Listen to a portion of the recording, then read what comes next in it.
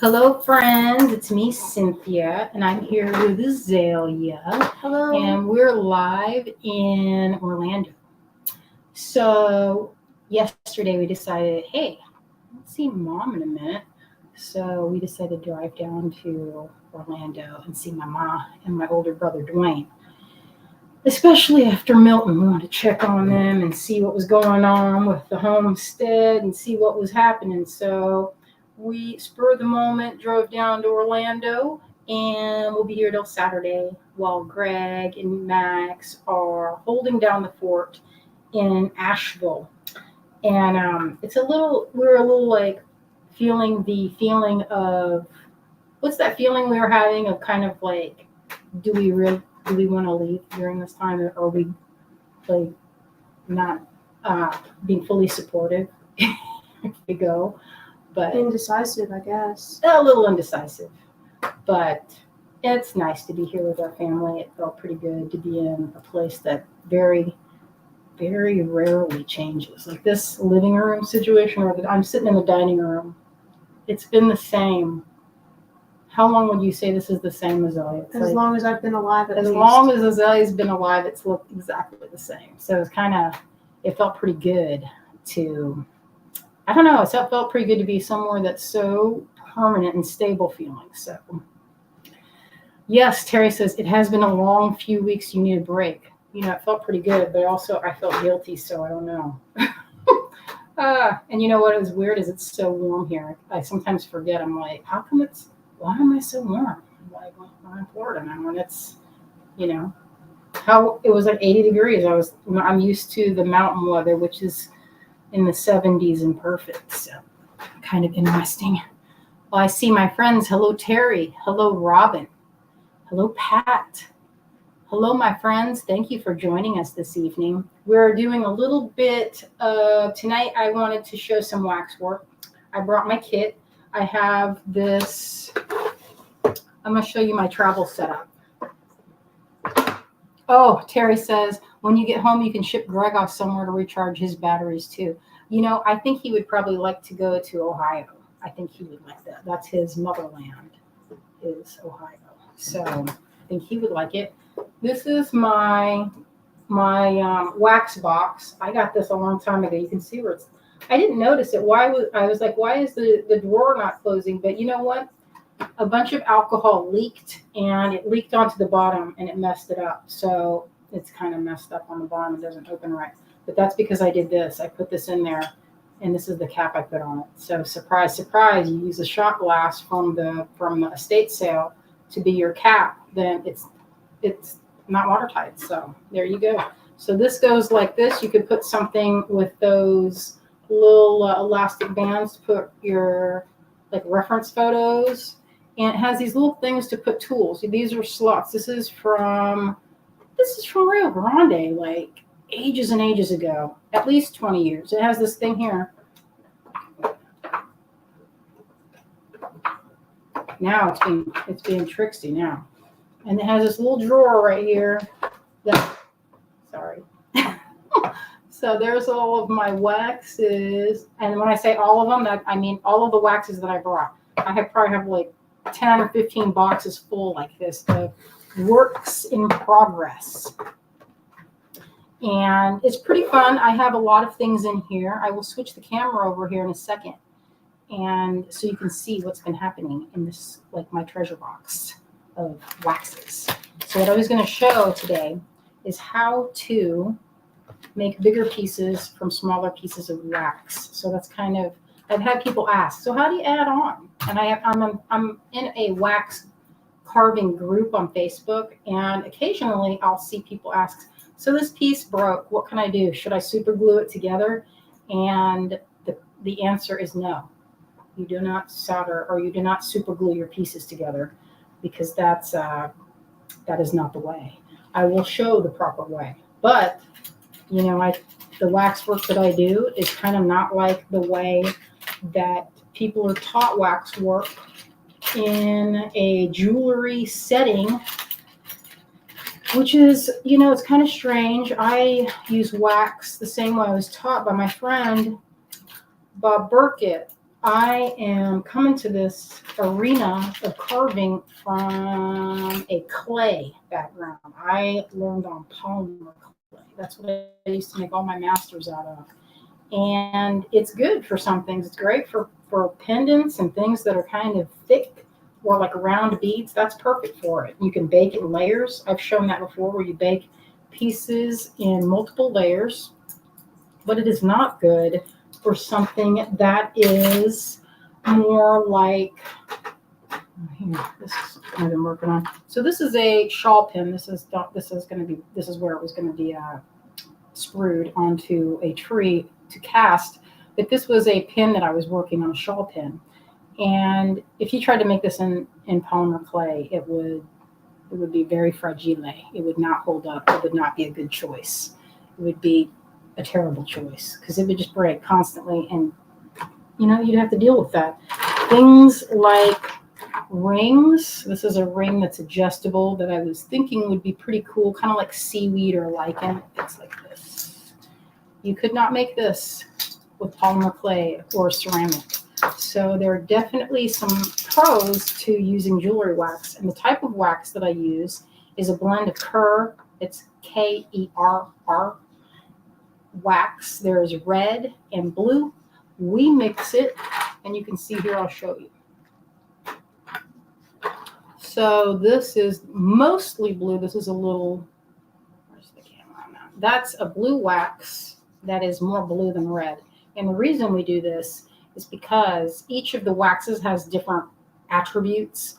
Like the red is really fluid. The blue is kind of harder. It's a harder wax. So when you mix the two, you get a wax that is, number one, easy to see your detail, because I find that they have all different colors of waxes and all different, like there's one that I love the color. It's like a translucent, like powder puff blue.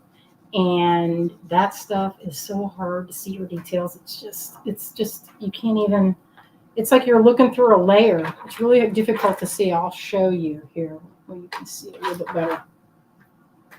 All right, so here's two of the same casting. This one has more blue, and this one is mostly I just basically need to flip the camera. Or I'm flipping the camera. What am I doing trying to peer through it?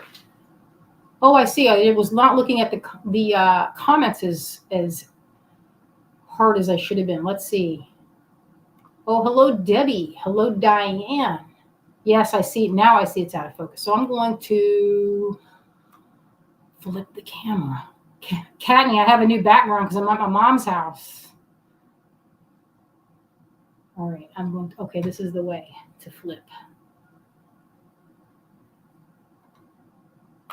Flip to the other phone.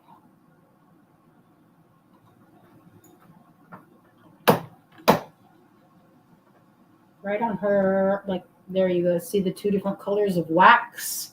That's very apparent there. Let me see what I'm doing here. All right. Hello, Liz. Hello, my friends.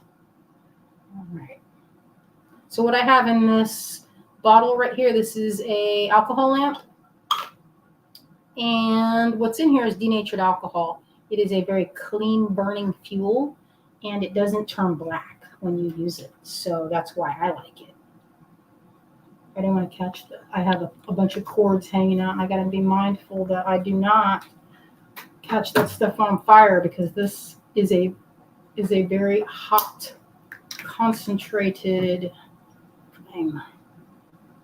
You can change the flame. I'm going to put it on there for a second before it's too hot. You can change it by adjusting this and pulling it down a little bit to make a small flame, and then you can twist it up. This is a little bit more, how do you say? There are ones that have a twist to adjust it, like on a oil lamp. Okay, I'm going to move this out of the way because this area right above it is very hot. Make sure it's not in there. All right, so those are the examples right here of the different. You can see which one. These have a little bit more blue. This has a little bit of the red matte wax. This is how I usually like it to look. more red than blue. This is a clasp I'm working on. I think I've showed this before. This is something that would be fantastic for a beaded project. So it has a kind of almost like equestrian gear. When Azalea was doing horseback riding, she had a lot of gear that kind of reminded me of this shape. Oh, hi Nilda, she says. Hi, Cynthia and Azalea, almost missed your stream. I'm glad you didn't. Thank you all for joining me in this kind of spur of the moment trip. Pretty fun. We drove around today and it was fun to hang out with my mom and my older brother. I hate having this in the thing to show because it's kind of ugly. Sherry says, I was commenting on your video from a year ago. I was wondering how I had commented earlier. I'm such a dork. That's funny. So what I'm doing is I'm heating up my tools. Now, there are machines that you can use. It's called a hot wax pen, and it's like a little soldering iron. You can see that heat coming off of it. So it's hot.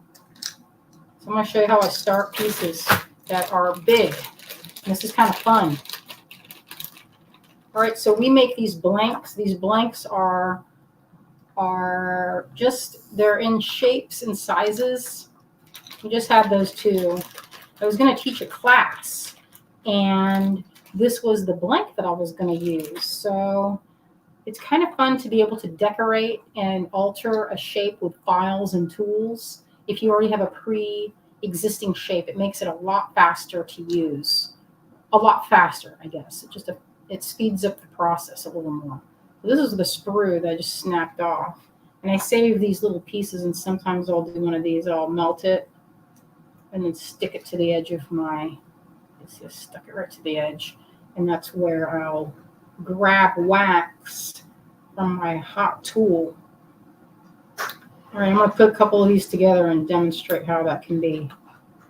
So if I wanted to make a bird, for example, or maybe not a bird, maybe we'll come up with something else. What do you think I should make, Azalea?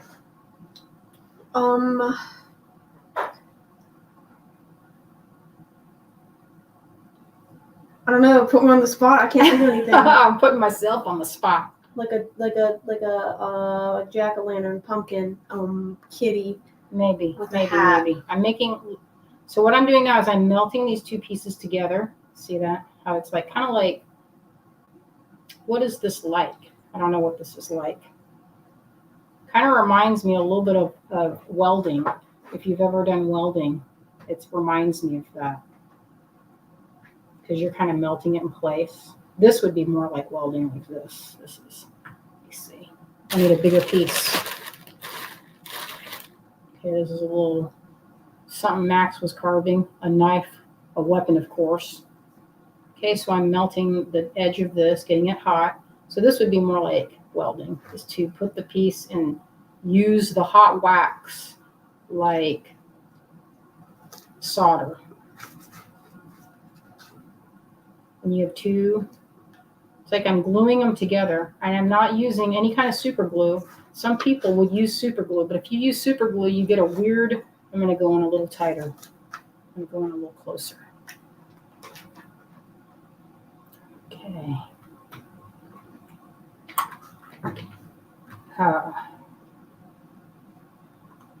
Zoom a little bit close. It's a little bit better, I think.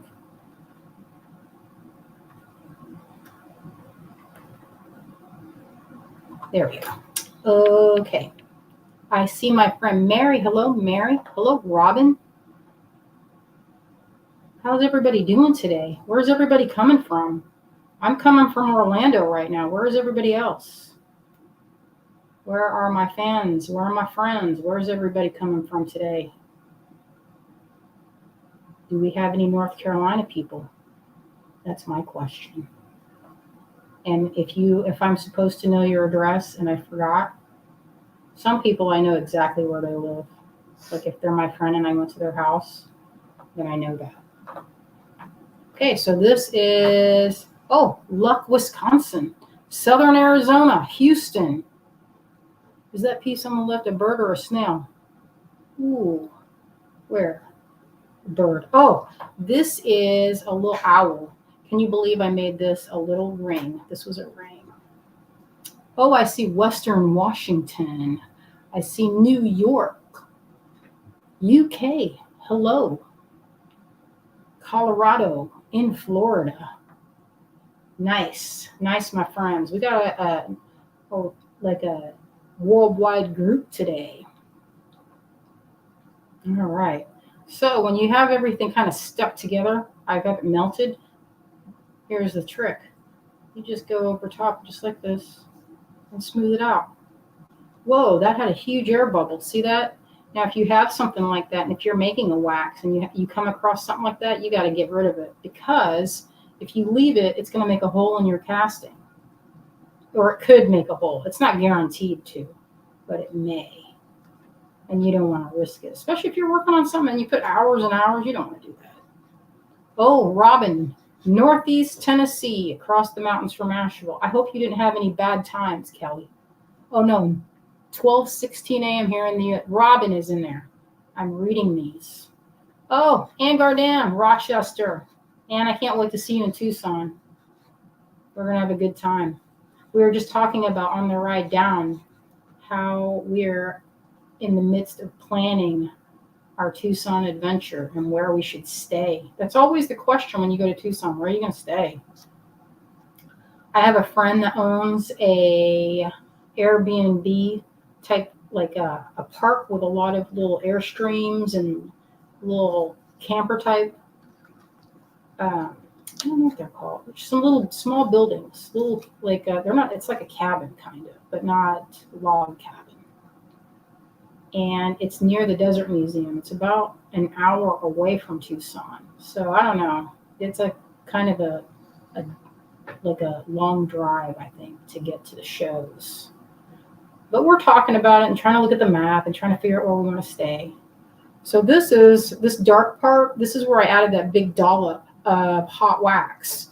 And I'm going to give it a minute because it's molten. Let's see. I'm going to make a little, smash it down.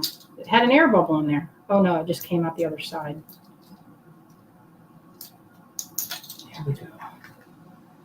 Oh, Robin said there. I see it. You had a tree blow over. We had a tree come down that almost hit our stuff, but if you can believe it, and I can hardly believe it, it fell down like vertically and then gently fell, avoiding all of our stuff. I couldn't hardly believe it. It was like a miracle. And it's one of the trees. I was like, we need to cut that tree down. It's on my list of things to do, but it's expensive if trees taken down. But it's more expensive if they fall on your stuff. So sometimes, it's you gotta, I guess, plan. Oh, Michigan, Oakland. Michelle's out of Oakland. I really like Oakland. My friend Jess lived in Oakland for a time, and I liked visiting her. We used to go to some really good restaurants. Oh, Azalea, you need to plug in that laptop. It says the battery is getting low. Thank you, daughter. Oh, Kenny says, I wanted to go to Tucson for a few days, but the more I learn, the more overwhelming it seems for a first timer going alone. Yeah. Ugh. We talked briefly about doing something that, like something where people could meet, and like, what would we do? Part of me wants to do like somehow meet and have everyone along with us. I don't know if that's possible, but it's on my wish list. So maybe I'll do another layer. Maybe that might be interesting. Let's see what happens. It's kind of like being a little bit of a mad scientist when you're playing with wax, or an alchemist, because this will soon be metal. So I keep these little rings because you never know. You might want to add one, and it's just one less thing to do if it's already done.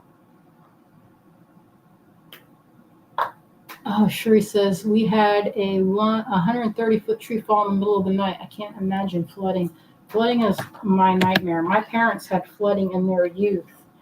And I have I don't even have the memory of it, but I have my parents' memory because they drilled it to my brain, and I had the horror of it. So to me, I feel like I went through it, even though I was only a baby at the time or a youngster. Okay, I'm going to weld these two together, holding them firmly. Maybe one like that. And put them together. Today we went to this food truck circle and got tortas and quesadillas. They were good, very good. And then drove around looking at trees and looking at birds. I always forget how amazing the wildlife is around here. How many, like we were seeing ibises and we were looking for roseate spoonbills. Tomorrow, my brother is going to take Azalea and I on a bike ride on this trail that's a loop that you can see gators and things. It'll be fun. I'm looking forward to it, especially since I haven't really been able to ride my bike like leisurely. All the bike riding I've been doing lately was like riding around and being like, hey neighbor, do you need help? We have water on our backpack. So funny. Shemay says, I am so excited to see this process. You've explained it before, but to see it is great. Yeah, you know what, it is fun. And I will point out, I'm going to point out one more time, that the way that I use wax is non-traditional, let's just say. It is non-traditional because usually what you do is you have a block and it comes in stacks. It comes in a little bit like, that was weird. How did that camera get? That was weird. It didn't even move and it just sort of did that thing. Weird. What happened? The camera moved over slightly. Okay. I'm going to get back into the frame. Weird. We have everything, almost everything. We do not have clean drinking water yet, but we have water to wash clothes and to like flush toilets and things. And that, let me tell you right now, that is good times. When we got that, we were like jumping for joy because it was no fun having to haul water up and down stairs. Because like my bathroom's on the second level, and boy, I tell you, that was not fun. But you know what? I think of that and I think, yeah, that I'm going to complain about it, but at least I have a bathroom to do it. So I didn't complain for long. I complained in my mind because you're not going to complain to your friends when they're sitting here going, hey, my house is gone. You're not going to be like, you know, it sucks. I'm not going to do that. Even though I kind of just did it just now. We'll just erase that from our memory. Azalea, did I erase it from your memory? I don't think it was sitting in my memory to begin with. Oh, I'm so locked into my paint pens. Good. We went to Goodwill today, and sometimes I like to go and look in their craft section, and sometimes you find some good deals. We found, hand me one of them pens and I'll show it. The gold one, that's my favorite right now. I love the gold one. We found a stack of these. They were packaged up in a Ziploc bag, and they were all new in the package for $7, and there were like 12 of them in there. This is not, yeah, it looks kind of like wiping lipstick. I see that. Oh, Katney says, I love Florida. It's so beautiful and so different from Oregon. Florida's like no place else I've ever been. It's its own thing. And I love it here, even though it's warm. It's one of my favorite places. I actually get so much enjoyment doing that drive that Azalea and I love to do every time we're here. It's near the coast, and I think it's is it Black Hammock? I don't know why I can never think the name. I thought it was just Cape Canaveral bird Trail. I thought it was Cape Canaveral something. Kelly says, you're out of focus, Cynthia, partially out of screen. So let me fix it. Let me move it over. I don't know why my thing keeps moving over. So you know, strange. it might be like, it might be loose. Yeah, it didn't move. Liz says, thrifting is so much fun. You never know what you will find. I agree. You never know. Oh, Robin says, my brother was bringing his neighbor's pool water for us to flush the commodes. Never been so grateful for water ever before. Boy, I know that feeling. I absolutely. And after this, I tell you, I see a thing that said, Shuri says, oh my word, Cynthia, water barrels, preservatives, and a big generator. Store some gas too. You know what? I have a big old list of things that I'm going to do differently. For sure. So what I'm doing now is I'm just smoothing my surface. And this can be very, very relaxing. I don't know what I'm going to make yet. You guys want to give me some ideas of what I should make? Could make something long, but I wanted to show the process of adding 2 pieces of wax because if you don't know the process, you don't know what you don't know. So having a good example, or I don't know if it's a good example, a different example, is sometimes be very helpful. Gecko, owl, vines and flowers. Let's see. And I wonder if it's because I'm going my hand, maybe I need to come out a little. That might be better. Might be too close.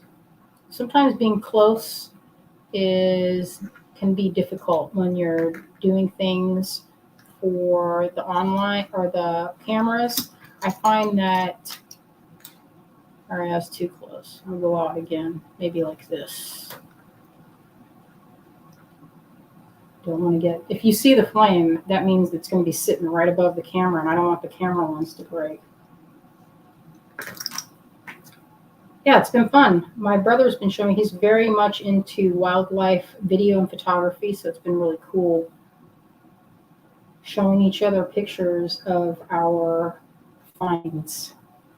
And I was like, look at all these gators. And he's like, I don't know. He's like, I'm not into gators. I'm like, you're going to be into gators right now. So, okay, let's see. Let's look at some of these suggestions. Let's see. Vines and flowers.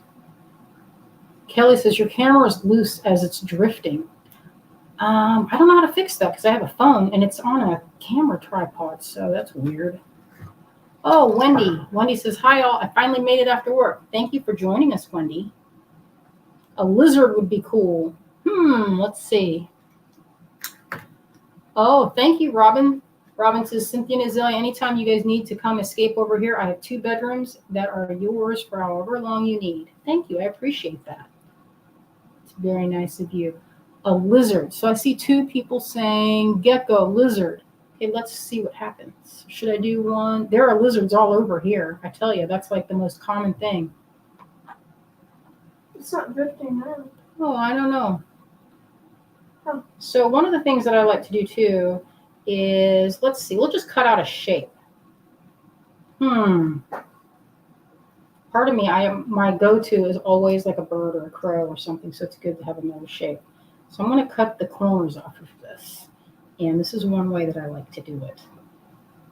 We were talking about doing lessons right before everything happened with the hurricane stuff. We were like, maybe we should have lessons here at in our studio, because we used to do more of that, but it just got so busy. But now I feel like returning to it. It was kind of fun. Well, it is fun to see what people make. Tortoise, not tortillas. Hello, Tina. Hello, Vera. Hello, my friends. Sharon said it said tortoise, not tortillas. That's cute. Now I'm just breaking off where I drew. You see I drew there, you see that? Now, if you were to make a ring or something, we make blanks. And let me see if I have a blank handy. I make blanks of all kinds of things, and I don't even know if I'm going to use it. Sometimes I just compulsively make them. Here's a locket that I was doing. I dipped something to get this shape. I don't remember what I dipped, but I was making a locket. There, like that. And I just made it, and then I tossed it back into the box. Here's another one I was working on, and I never made this. What a weirdo. You can see where I put the the hinges and just never came back to it. So this is one that I was going to do. Let me see if I put a stone in there. That'd be pretty like this. Picture that with the right size stone. Yes. Tina says more nodding because I'm almost there. More nodding. I thought people would be bored to tears with watching me knot, but you know what? I always get people saying, "Hey, do some more nodding." I'm like, all right. It's thankfully I enjoy it. It's one of my favorite things to do now, and I did not love it before. And lately, since I've been doing so much knotting, I've been coming up with different clasps that I like, and that's been pretty fun. It's always fun. This is the most fun. This is more fun than even knotting. But one of my friends suggested, and I don't know how this would be for people, but to have a kit of wax and like 3 tools and a lamp and then you sign up. And I was like, that's an interesting concept. I don't know if anyone would sign up for such a thing. And then you send your wax back and then we cast it. The only thing is if it doesn't come out, that's kind of a drag. Although I guess you could have you can get a mold made, because I make molds of everything. So what I'm doing now is I'm shaping, just being experimental, really. I'm looking for a shape that is appealing to me. And this is where you can it's sort of like letting your hands sort of find the way. It's almost muscle memory at this point. I don't know what I'm going to make. I want to make something that has a kind of a lizardy look, maybe a gecko, maybe, but this shape kind of appeals to me. We'll see. It might not look anything like this. So that's one.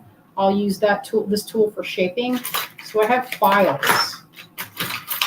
Now, the traditional way to do wax work, I will tell you, is by using files and carving. It is rarely additive. And additive is kind of like where you add wax, and subtractive is where you take it away. Now, most wax workers, jewelers and the like, have learned the traditional way, which is subtractive, where you use little files, you file and carve out your design. There's no putting back. Partly because with a lot of the waxes that exist in the past, they're too plasticky, and they resist the melting and kind of go like, the texture of it when it melts is sort of like paraffin, in that it's super soft and doesn't have the clean sort of lines that you can get. Terry says eel. Random. Eel. Okay. And then Wendy says something Halloweeny maybe. Julie says a fish. Oh, I like this from C. Gray. Would love a bumblebee hummingbird. Wow, that's very specific. And I like that. I like those specifically myself. See, I see a couple comments that I did not see.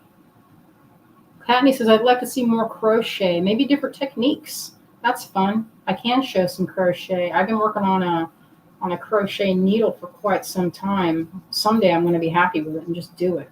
I follow a gal on Instagram that makes handmade crochet hooks out of sterling silver and opals and things, and they're really beautiful, and I love them. And they're like $125 each. I've been eyeballing them. But then part of me is like, you could just make that for me. What are you doing? That doesn't mean I don't want other people's work, because I can make it. This is pretty fun. You know what I'm doing right now? I'm heating up this big tool right here, this file, and I'm just kind of free-form shaping. Like, to me, I feel like I'm kind of finding the shape. When I was in art school, they'd say, Gordon, you got to find the form. I'm doing my voice of my instructor named Dennis Drummond. You got to find the form. So right now, I'm finding the form. I don't know if I'm finding it or if I'm just making a mess, but it's a good time. I highly recommend it. Because you know what? Say this thing comes out looking like garbage. It could very well look like garbage. But you know what? I can just do this. I can set it aside and pretend it didn't even happen and move on. So nothing lost. That's the good thing about wax is it doesn't get dried out. Nothing happens to it. It's inert. You don't have to. I've had waxes that I picked up after 10 years of never even looking at it and then got to work. You cannot do that with some materials. You for sure could not do that with polymer clay. I just crumble to dust. Let's see here. I'm kind of I'm behind on these comments. Maybe a snake, a dragonfly, a mermaid laying down with flowing hair. Julie says, watching you do this is relaxing. Oh, thank you. Robin says, what is your file made of? All my files are made out of steel. And you know what? These files they're not specific to jewelry making. I don't know. Maybe this is a wood file. Dwayne, do you know the purpose of this file? If this is a woodworking file or if this is for, what is this for? I've had it so long. Jewelry. Is it specific? I think it might be for silver or metal, but I've had this so long, I don't even remember why I bought it. I have a background in fabrication, so I know how to fabricate. I just don't love it as much as I like working with wax and casting, because casting to me seems limitless, except for maybe hollow forms. And even then, I mean, I say that, but you know what? That piece I just showed you a few minutes ago was hollow. This is a little kind of a hollow. This is, I was thinking about doing this for resin. The other day I had some resin out. I was like, you know what might be fun is making some bezels. So that's on my one of my things that I could do. Terry says, could you make a silicone mold using wax? I think you have done that. I know you make a silicone mold and the wax is your master. So you mold your piece after you've carved it, and then you don't need your master anymore, and you can, or your wax master. All right, let's see what we have here. So we have this shape. It's kind of like this. I never finished this little thing that I started. This is one that's been sitting in my box. It's a vine. It's like I can't tell what that was supposed to be. Maybe, I don't know, peonies maybe? I can't tell from that. Oddly, I'm not wearing my optovisors, and I was like, how come this is kind of blurry? Hey, girl, can you pass me my optovisors if you see them over there? I don't know where you put them. Flowers. I don't know where I put them either. Dang. Yeah, you can see I love this shape. Oh, and then this is a shape I was working on. Hey, Azalea, that basket has a bunch of pairs of eyeglasses. Maybe that would be good. That would be good. So this, there's a basket and has a bunch of my eyeglasses that I got in the basket. Oh, so this is, you know what I was thinking about? I like fancy face creams and things. And I thought, wow, I should make my own scooper for creams and such. Kathy says, beautiful, finish it, put it on the website, long flower. Yeah, I didn't do that. I need to do that. And then this is another one I was thinking of, scooping the creams. And this is so you can get into the corner of the jar. So you could do this. If you pretend like this is your thing, you can be like, scrape it all out like that. So you're not digging your fingers in it. I saw this one company that I like.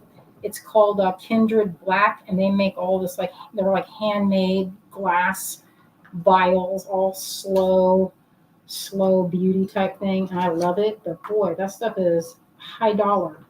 Maybe not high dollar for everybody, but it's high dollar for me. And I love it because it's like, it has this look that looks like it's, that maybe Cleopatra used it, kind of. So anyway, you can see I'm partial to that shape. Here's another one. I made this one a long time ago. This like dagger type shapes, kind of like in my phase where I was trying to make old school amulets.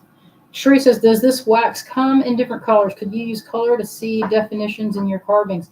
Yes, it comes in a bunch of different colors, and usually those colors mean different things. Like the lighter blue is more flexible. The red is a little of a harder wax, but it flows better when it's hot. And yeah. Oh, Katney says, yeah, and have a really smooth backside so you can use it as a massager for under eyes and stuff. Yeah, I like that story. That's right up my street. That's like my my gua sha that I made, and I use it every day to massage my face with it. It's one of my favorite things that I ever made. It's a little stress reliever. So this is turning out massive. Now let me see. What did I see? Sharon says a tardigrade, aka water bear. It's supposed to be the most resilient creature because it thrives in extreme conditions. You know, those things are cute. They're very cute. They're adorable. And I don't know why I don't have a water bear. I should have one. I saw 3 votes for a lizard. You know, I just saw a dried up lizard in the windowsill here a few minutes ago. I was like, maybe I can cast that thing. I probably could, but I don't know anybody that would want a metal dried up lizard, so I just left it. All right, now I have to make a couple of decisions. I have to say, hey, do I like this, or do I want to do something else? And this is fun right here. This is the most fun, perhaps, is taking this knife. This is just a regular X-Acto knife, and coming in here and doing one of these. This is so fun. It's like carving soap.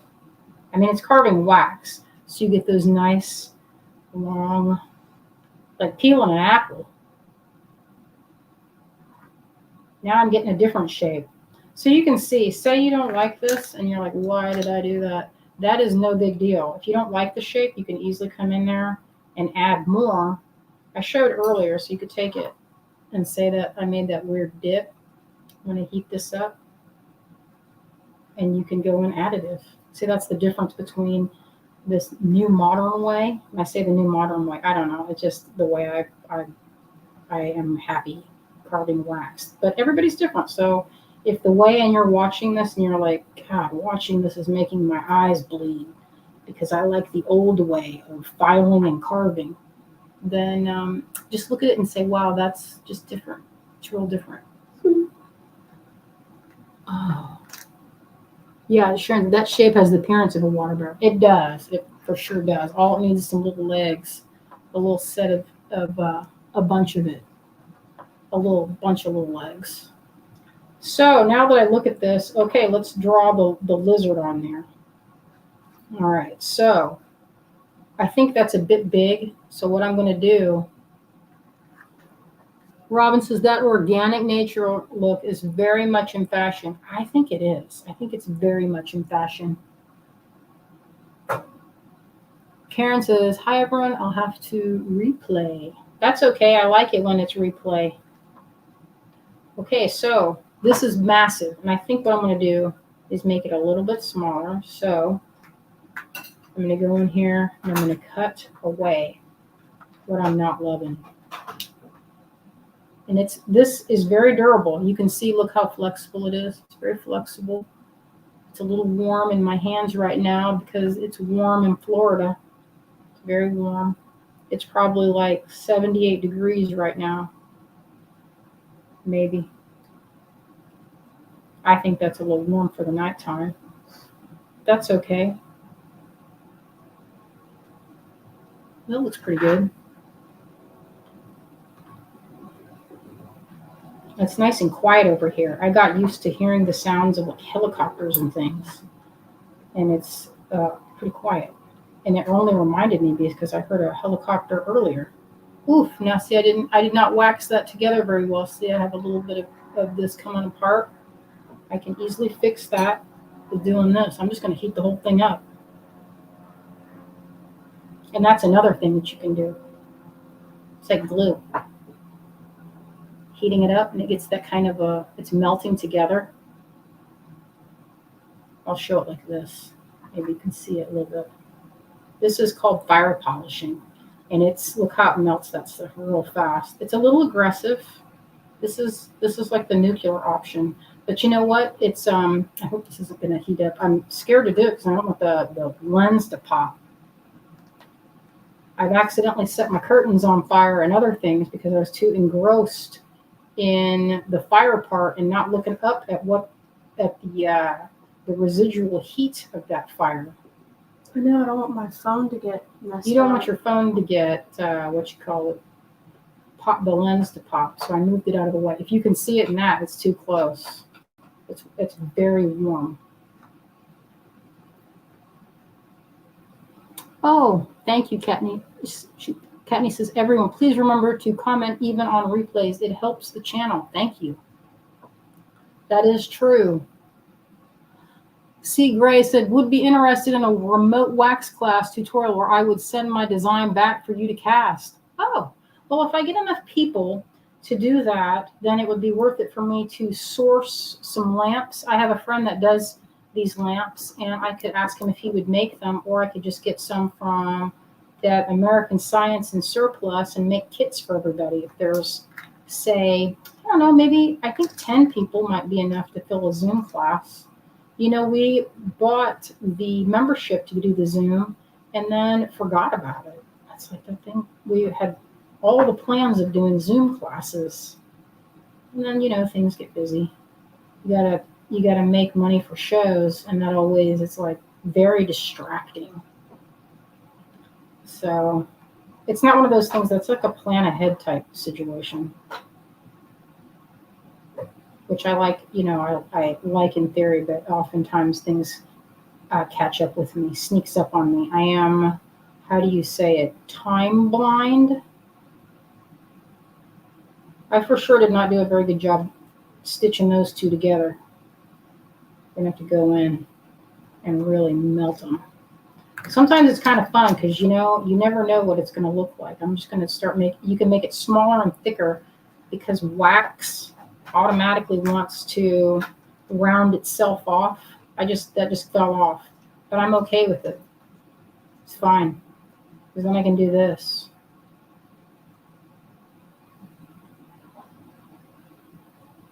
Oh, thank you, Kathy. Hit the thumbs up button. It's free. Diane says, is this clay? Diane, this is jeweler's wax. That's what this is. So I'm rounding the shape off. Maybe I want to make something that's a little more like organic. Maybe it's not going to be exactly a spear shape. Maybe it's more like this. Doesn't really matter because I have so many of these and I make a lot of these, and you know what? I'll just abandon them for a minute and then come back later. And like I said, these waxes, this wax, it doesn't ever go bad. It doesn't get brittle or anything. I've had some of these waxes been sitting in this container for years, and I can just return anytime. Which, you know, you can't always say that with a lot of different crafts. And you don't need a lot. If you do wax work, the fun part of it is that it's not necessary for you to know how to cast because there's always someone that knows how to cast. You know, if it's not your local jeweler, there's somebody at a local college that's teaching casting, and they might have something. So sometimes it's worth looking into. And if anything, if we do this workshop, we will cast it. So, and then, you know, I was thinking, how could people get the enjoyment of that? And I'm like, you know what? I do video. It shouldn't be that hard to come up with the obvious solution. But sometimes, you know, if it's old school, I think of things the same way I learned, which is standing there right over somebody's shoulder, watching.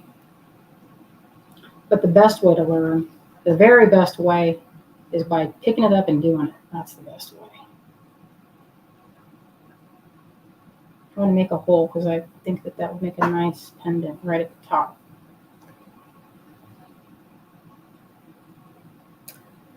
Kathy says, organic shapes for a pendant would be awesome. Karen says, does that get cast the same way as the lost wax casting method? Yes.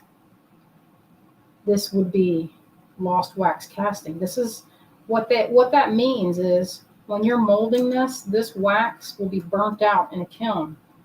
So what we're making is we're making the negative shape for a mold. This will eventually be, this wax will be replaced by metal. It's a pretty involved process, kind of hard to describe without like basically showing it. And we've shown it a few times here. We've shown castings. And boy, every time I show casting, there's always some kind of person that's an expert that's going to tell me how I'm doing it wrong. And it's always funny. I'm like, guess what, bro? It's just like with painting. There's more than one way to do it. We don't all have to be the same. Don't get upset. They were like, that's not the way to do it. Reported. Reported. Bless their hearts. They really don't want you to do that. They're like, yeah, that's not the way I learned. You better not do it that way. Something's going to happen. Stop it instantly. That's Yeah. funny. I know. And I was like, yeah, well, report away, my friend.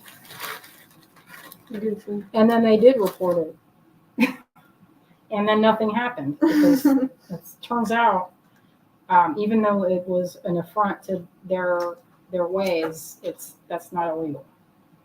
Okay, so I'm going to draw with this, kind of like 3D 3D ink drawing. So this is the body of my lizard. That's the way my mom says. She goes, I don't want the lizard to come in the house. So the lizards, Banned for life. they're banned for life. Because I don't know why they want to come in. I wouldn't want to come in when they're all the stuff that eats outside, but I guess they get curious. Katney says, if it works for you, it's the right way.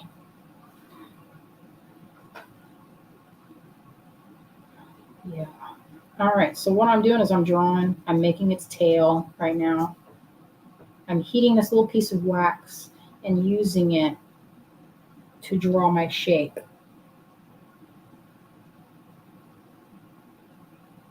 Now, these waxes, this part, I call this part what I'm doing right now, I call this blocking out the shape or finding the form. Now, when you're finding the form, this is the fastest part of this project because it's the easy and fun part, I think. I mean, it's all fun, but the part that really takes a while is when you're scraping away, getting your details. So I'm blocking it out. So you can see kind of like that lizardy shape. Diane said, so this will make a metal object. Will you make the metal object tonight? Diane, I will not be making the metal object tonight because I won't be finished. This takes a lot of time to do because it's one of those things. Now, I could be done right now. There are plenty of people that can show you how to take this and then, well, I don't know if you could do it. I guess you could do like a very fast mold, but nothing in casting ever seems fast to me. Seems like it's a hurry up and wait. You have to wait for the kiln to burn out. You have to wait for the silicone to set up. So this would probably be done in a few days, probably. If I carve it and I finish it, that's several hours of noodling. And I call it noodling. I'm looking for my favorite scratching and digging tool, which I don't see here. Oh, no, here it is. My precious, this weird thing I call it the needle, this thing gets lost all the time because it does this. It sits on, look at that. It's like invisible. You see that? It disappeared and it's gone. I've misplaced this more times than I can count. I like to use this spoon end. It's kind of a spoon end right there for this. Oh, getting wild. This camera drifted again. I wonder how it keeps doing that. Get back, you. I don't even know how to tighten that. No, I don't either. It's not actively moving. It's just the camera itself is drifting. All right, so I'm going to go in, and what I'm doing now is I'm kind of melting this in, and it's good for melting, and then it's also good for this little detail here. It's like smashing that tail into shape right there. Let me see if you can see it better if I go a little closer.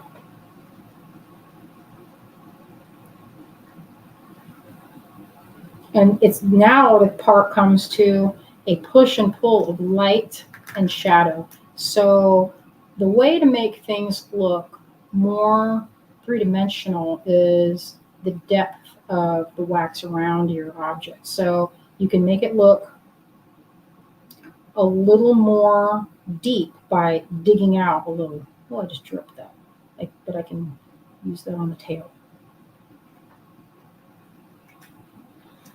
Oh, Karen says, I have an unfinished sculpture sitting on my table now. Quotes, too high to cast. It started to melt this past summer. Man, that's too bad. I know that feeling. That microcrystalline wax, that stuff, that is, I'm not a fan of it.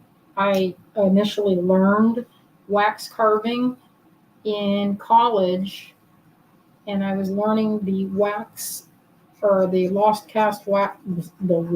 wax casting method on bronzes. And I made like 25 or 30 of these little dancers and figures.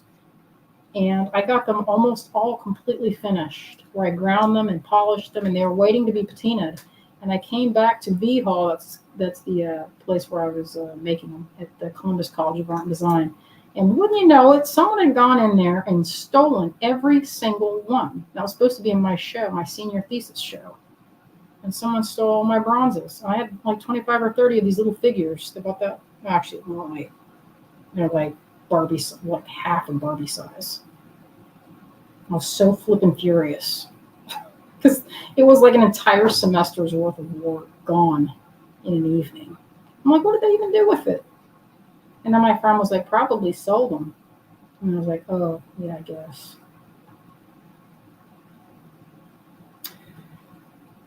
Karen says, this method looks great, easier on the hands. Oh, God. Doing microcrystalline wax and trying to massage that hard clay, no, I don't like it. And it had that smell like gas, and it doesn't hold that much detail. I mean, I guess it can, but it cannot hold this much detail, that's for sure. Robin says, heathens. Yes, heathens for sure. But the worst part is the knowledge that had to be one of my peers, because they watched me and waited till I did all the work before taking them. Before I could hang my show, they were gone, so they knew. That's the part that made me crazy, and it made me sort of where I was watching everybody with the side eye. Like, who took my sculptures? Which one of you? Which one did it? Which one? I never did figure it out. The other day I saw figures. I was at an estate sale and I thought, oh my gosh, what if this were one of my pieces? I would be like, who owned this house? Find out. Not that I could. Yeah, maybe if I were more of a detective. But you can see how this is going. You know, like you can see how if you melt a little around it, around your piece, it makes your piece pop. So that's the push and pull of light and shadow. You're making a shadow and putting that under his belly, making him pop a little more. This would be considered, this kind of carving is considered, they call it like bas relief when it's standing up. And that's bas, B-A-S. Relief carving. We learned, when I was in school, we learned by looking at the doors on the Duomo. That's that domed building in Italy. They had these carvings on the door that were cast. Same way that I'm doing now. I'm not really sure how they cast back then. I found all these online where like talking about how did they even solder, and it's super fascinating to look at the ancient world and how they did things. They're pretty much the same way that we do them now, but with way cooler looking tools. That's for sure. Because I was like, if I soldered with that weird long pipe, it looked like a long tube, and you used it to make. It's how they soldered. I didn't even think they had that ability. And then we were looking at these sculptures, and they had to have been soldered. But they were like from 3,000 years ago, so that was the question. How did they know how to solder? I guess there was a whole bunch of things they knew how to do that we didn't know that they knew. But I think knowledge is very easily lost. There's a lot of things that we don't know how they're done.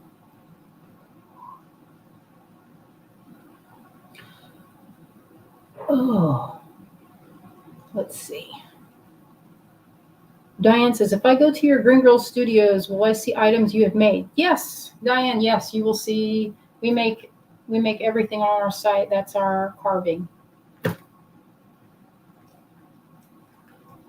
Sherry says, have you ever looked into Tartaria? That's a rabbit hole. No, but that sounds like something I will be getting into later and looking at, seeing what you're talking about. Because that sounds like, you know, Tartarus. Isn't that the land of the, let me see if I can pull that up from my Greek mythology. Where the Titans came from? Tartarus, is it spelled the same way?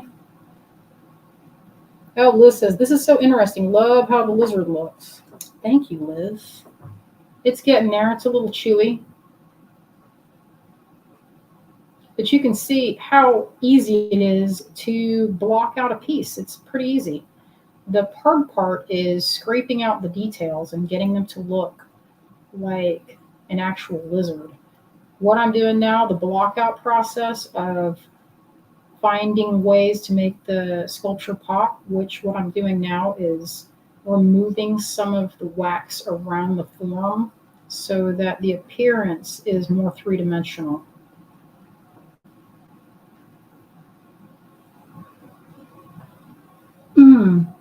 Look at the maps and the buildings. Okay, I'll check that out. It sounds fun. Like so many things to be interested in all the research. So there's a little burnt part of the wax. If you see those, you just dig them out. They're there. Sometimes it's like, I don't know what it is. Some burnt piece of something. Probably dropped it on the ground and had a little piece of newspaper or something. Who knows? But it all turns to ash under this flame.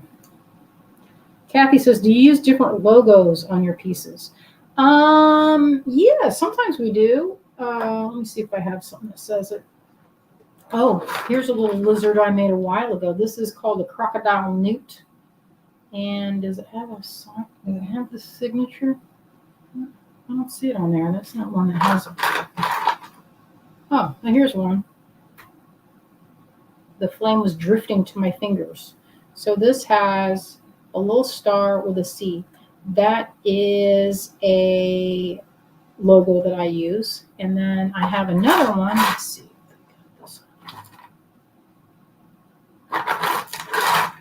Digging in my wax container. I was looking for one that Greg made so then you can see how he signs them.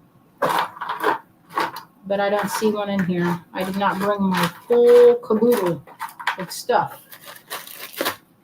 So I also bring these little Ziploc bags full of waxes. This is from years and years and years ago.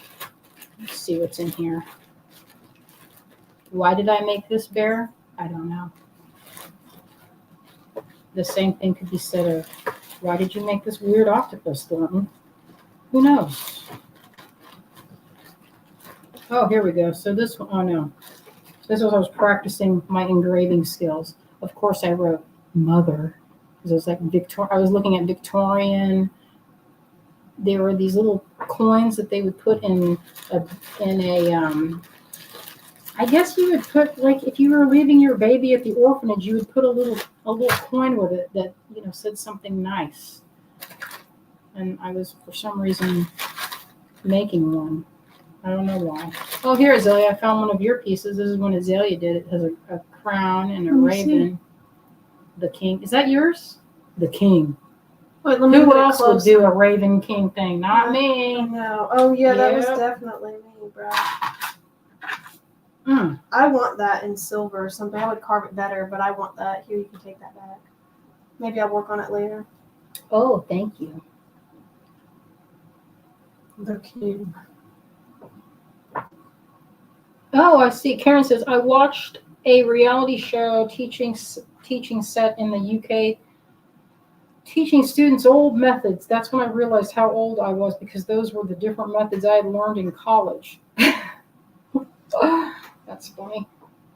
Well, sometimes learning like the way of the ancient is good, because it doesn't hurt to know how things were done before there was technology.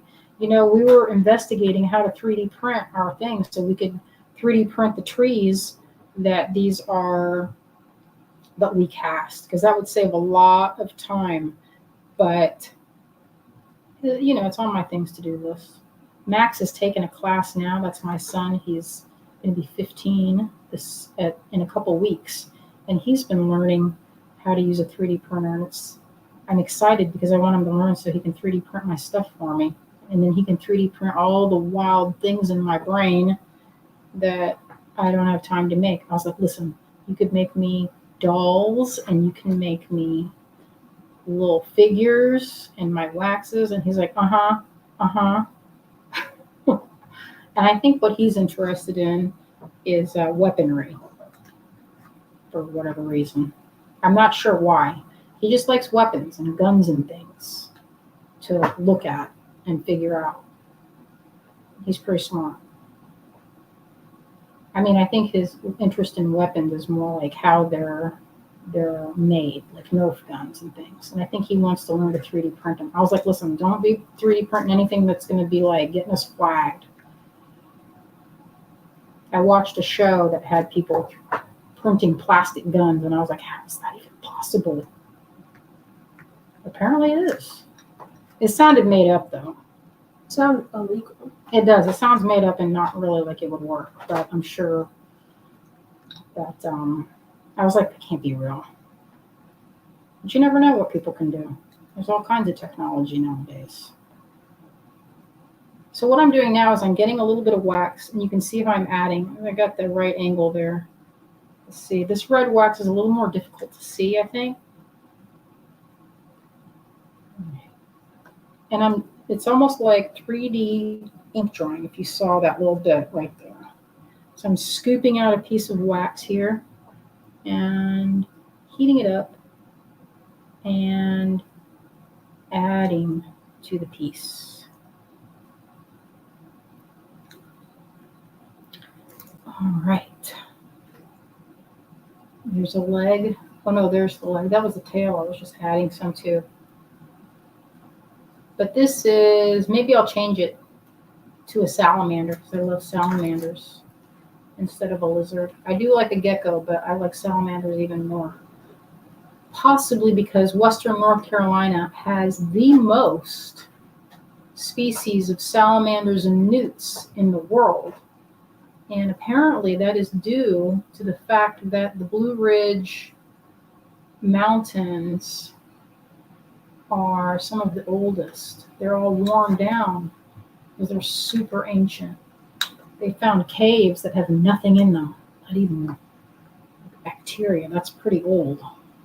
So those species have a long time to evolve and survive in the surrounding, and it's perfect. So I've seen many, many, many different kinds of salamanders on my walks. It's like my highlight of my whole day. When I finally saw one like 2 years ago, I've lived here for 20 years and I've been going on walks and I've never seen one.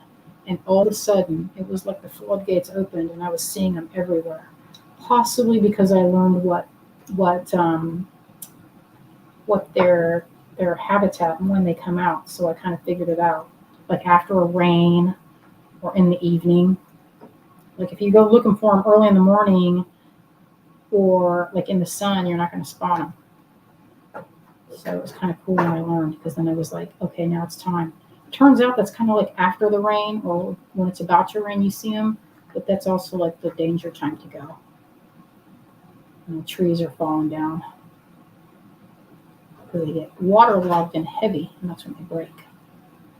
But that's also the time to see the good salamanders. So, you know, it's kind of a risk a little bit.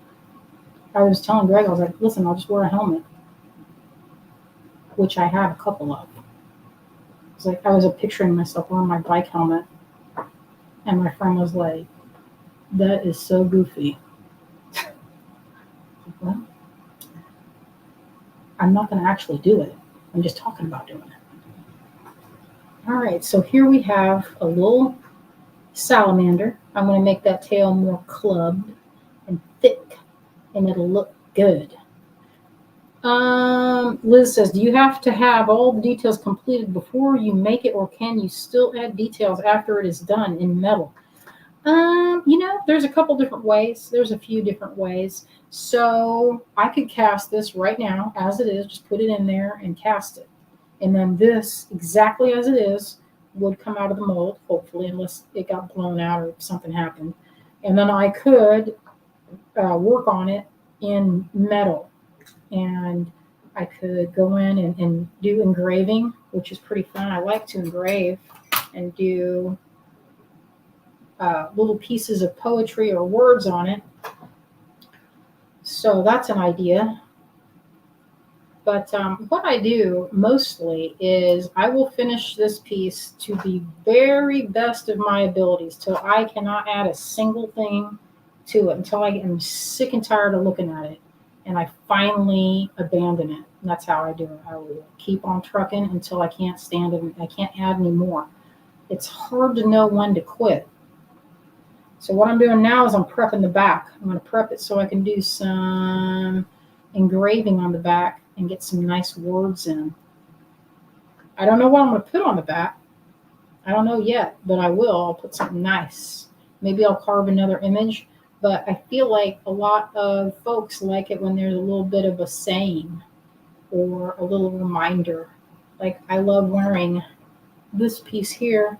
This is a little phoenix. Let me see if I can get close without burning the heck out of myself. So that's a little phoenix. It's blocked. I was testing out this cord. I'm test driving it to see how it performs. And on the back, it says, just begin again.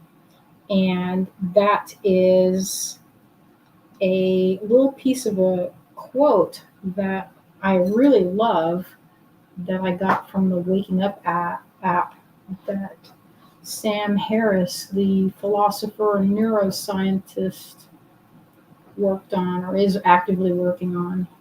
And it was just the idea of it kind of floored me, because the basic concept is that there is no reason that you can't have the best day of your life or the best moment of your life in any moment. You just start over that moment, even if it's awful, and just reset. And even though it's easier said than done, the possibility of it is pretty intriguing. And it's kind of like, it's the idea of like having true forgiveness, of not holding on to the past and not holding on to past angers or judgments or what have you, and accepting the moment as it is, and how powerful that can be, instead of clinging on to old ideas and old things that happened 20 years ago, 10 years ago, 5 minutes ago. Sometimes it's good just to begin again. And so, since that kind of blew my doors off in 2020, when I first heard that, I keep that kind of in my mind when I'm feeling kind of overwhelmed or underwhelmed, or, not feeling awesome. I can just think, hey, this moment can be different, and the thing that can make it different is me. And so it was just a good reminder. So I'm making a series of these little pendants with charms, with sayings that are useful.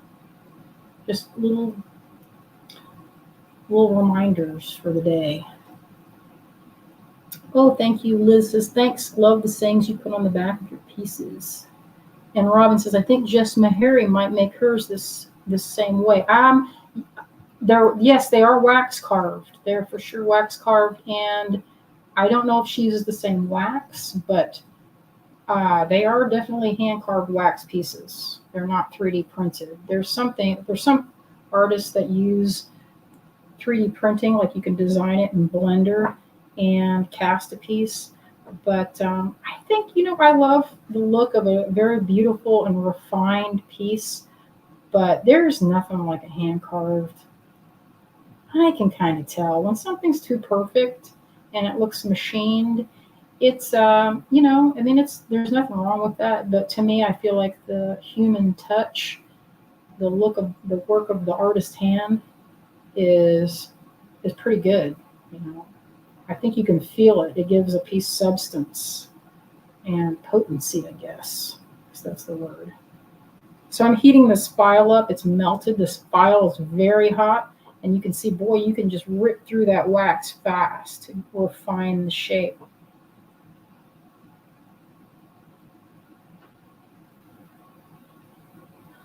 Diane says, seems like the mold would melt. Would you have to write backwards on the mold? Diane, this is not the mold itself. The mold, I don't have anything here with me that is an actual mold.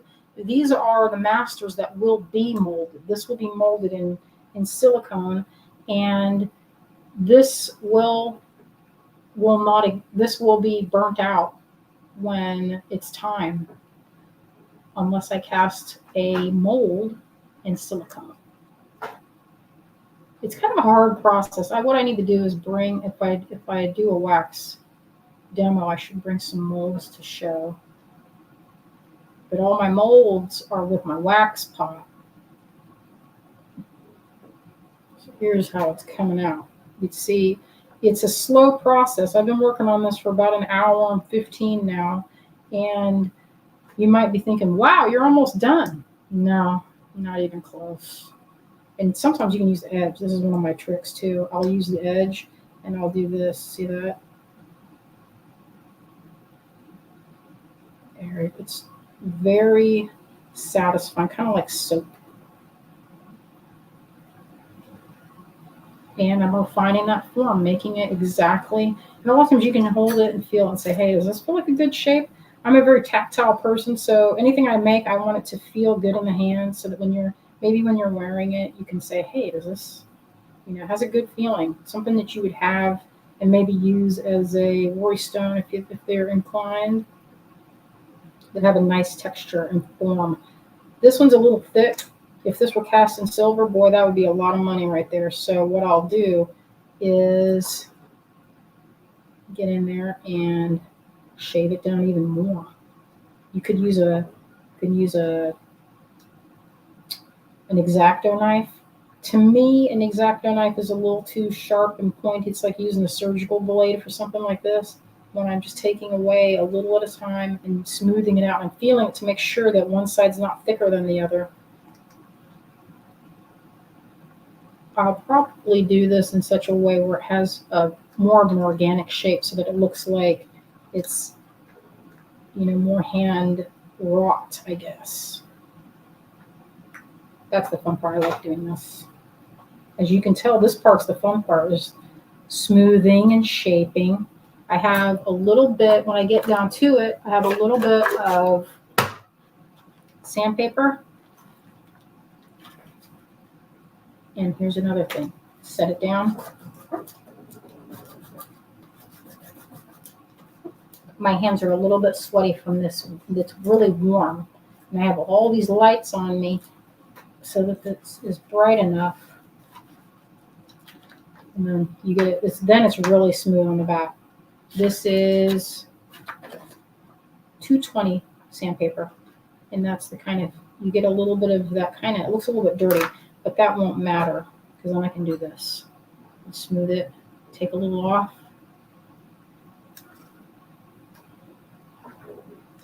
And then feel it, make sure that it's not too, thin or thick.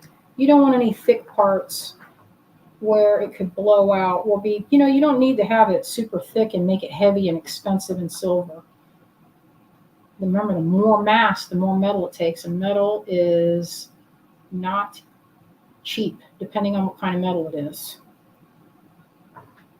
Oh, thank you, Diane. Diane says, you are very talented. I don't think of myself as being particularly talented. I am, how my dad says, very persistent, he would say. That's your best quality. You got that no give up attitude, that is probably my best attribute, is my no give up attitude. So even when I'm not very good at something, I will keep at it until I am fairly good at it, or I go do something else. But most times I'll stick with it because I'm stubborn like that. And I'll keep trying, even though it's hard. Although I'm not keep trying much with, I've been trying to learn modular synthesizers. And that is some very difficult stuff to wrap your brain around if you're not musically inclined. But I was listening to this podcast about neuroscience and how it's better as you get older, or anytime really, to do things that are to learn things that are outside of your comfort zone, because that discomfort that you feel, the frustration that you get, is your neural pathways growing. And what that is it's almost like you're growing memory and you're growing new brain cells and things. And to me, that seems like that's a good thing. Because for a long time, it was widely believed that you couldn't, that only when you're young can you learn things. Like you hear people saying you can't teach an old dog new tricks, and unfortunately, that can be true for a lot of people because your brain is basically like a muscle, and if you're not going to use it, it can atrophy like a muscle that doesn't get any use. And so that can cause a lot of problems with memory down the road. And then you are kind of stiff-brained and you don't want to learn anything because it's hard. And that frustration is unpleasant and we don't want to feel it, so we avoid it. I know that. I don't want to work on my car, so I avoid that. And I haven't worked on my car. When I mentioned this, we were talking about my Mustang. I have a 66 Mustang, and I used to work on it because that was the only person I was going to work on it was going to be me or my dad. And if I was in Ohio, then my dad would not be able to help me. So I had to learn how to do it. And I could change the oil. I could change a flat tire. I could adjust the carburetor. There's a lot of things I could do, but there were plenty of things that I could not do because I didn't have all the tools, number one. And I just, it was hard and I didn't want to do it. So that's one of those things. If you don't, that was the discomfort. But at the same time, I have a basic understanding of how those mechanics work. And I wouldn't have had to do it if I wasn't put in a position of being forced to do it. So sometimes it's good to learn things that may be uncomfortable. Good for your brain anyway. It's like like struggling so hard with peyote stitch. And Azalea's like, man, this is easy. I don't know what your problem is. But those first few rows, it's kind of hard. And they're kind of, or like tubular bead crochet. Those few first rows look like such garbage, and it's like, how is it ever going to look like anything? You just got to get past it and keep on trucking. Keep trying. All right, this is starting to look good. All right, that's pretty good. Oh, Wendy says it actually does replace other things in our brain too, and maybe that's why it's painful. I had a 74 Mustang and my dad did the same with me.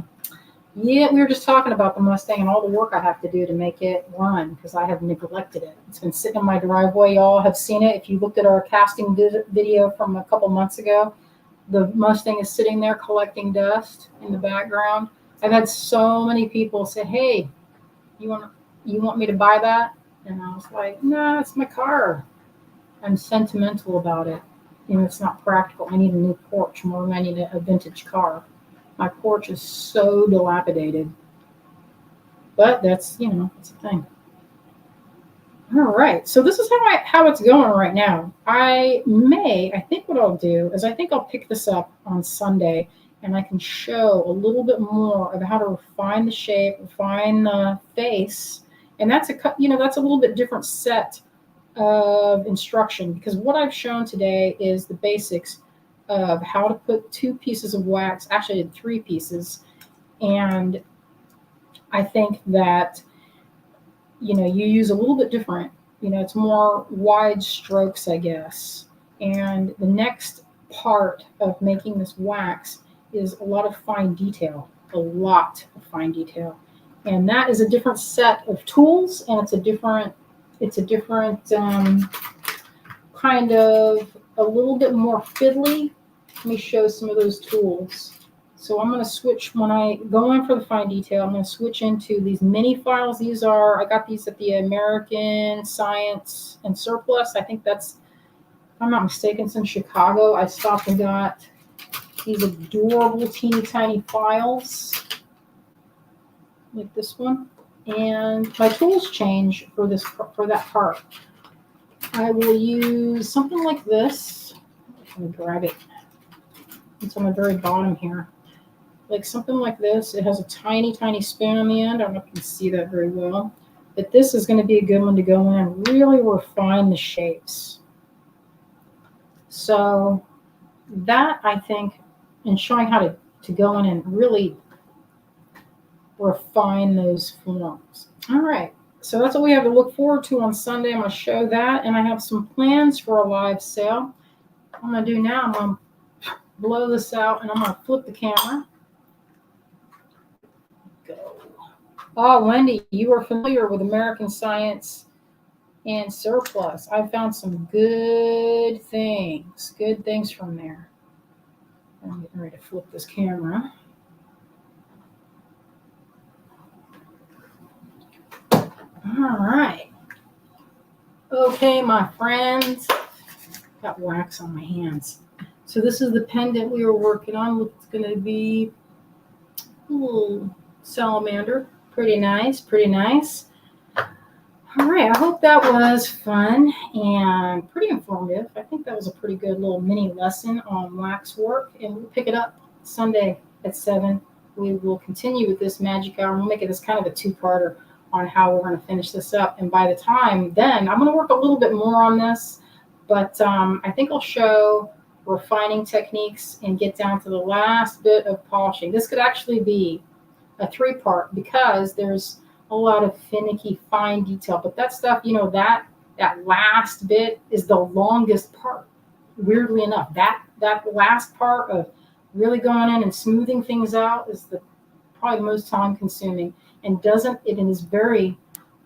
it's almost hard to see the things that you would, what you would expect. It's not you're not going to see the dramatic shift of turning 3 blanks into this. So that part is always kind of fun to show people when they see waxwork and you see it's kind of like, wow, that was fast. But this is the quickest part of the process. This right here we're blocking out, because this happens in about, an hour and a half? We're almost done.